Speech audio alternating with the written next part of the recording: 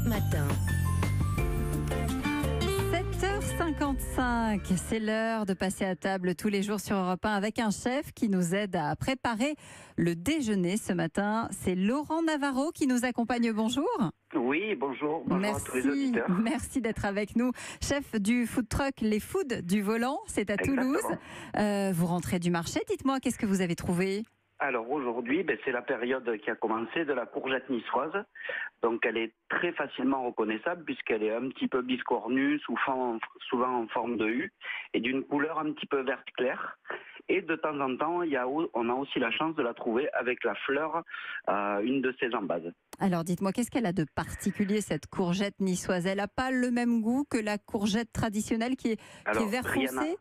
Voilà, rien à voir. La peau n'est pas du tout amère, elle est très douce, elle est très fine, on peut la manger même en croque-sel, cuit, juste snacké, mais pas trop cuite ou confite comme la courgette traditionnelle, parce que là, du coup, elle perd tout son intérêt. Le prix de cette courgette niçoise, vous l'avez trouvé à combien, vous, ce matin, sur le marché ? Alors, moi, en général, à Toulouse, on la trouve suivant entre le début et la fin de la période de cueillette, entre 4,20 € et 6 € grand maximum le kilo. Et la période, c'est quoi la période de cueillette, justement ? Alors moi, ce matin, la période de cueillette, ça va être... on va dire du début du printemps pour les régions les plus chaudes et pour un peu plus froides, on va commencer à les trouver là mi-juillet, début août.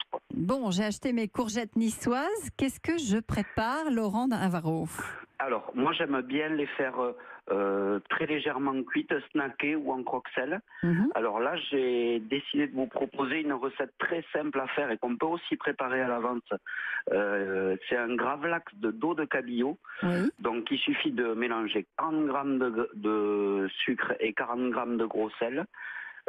Mettre sur son dos de cabillaud, bien filmer au frigo pendant 7 heures. Une fois la marinade terminée, on le nettoie et on remet au repos 7 heures. Et là, votre poisson est prêt, vous pouvez le préparer. Bien sûr, vous êtes obligé de le préparer la veille, mais ça, vous n'avez plus rien à faire. Avec une vinaigrette à base d'un petit peu de vinaigre de riz, citron vert, huile de sésame et un peu de miel. Le miel, chacun se le dosera suivant l'envie de la sucrosité de la vinaigrette. Et ensuite, tout simplement, couper la courgette niçoise à la mandoline en tranches un peu épaisses, la snacker dans un peu d'huile de sésame et une cuillère à café de sauce soja. Oui. Et ensuite, vous déposez votre sashimi de cabillaud dessus et la vinaigrette, tout simplement. Donc ça peut faire un chaud-froid assez marrant, donc très agréable l'été et vraiment très simple et très peu de temps en préparation. On est d'accord qu'on ne cuit pas le poisson, il cuit avec le gros sel. Exactement. On le fait mariner dans le sucre et le sel pendant 7 heures. Une fois ces 7 heures écoulées, on le nettoie à l'eau claire, on le remet dans un plat. Le même temps, 7 heures, 8 heures, 9 heures, ça on peut, une fois qu'il a mariné, on peut le garder plus longtemps.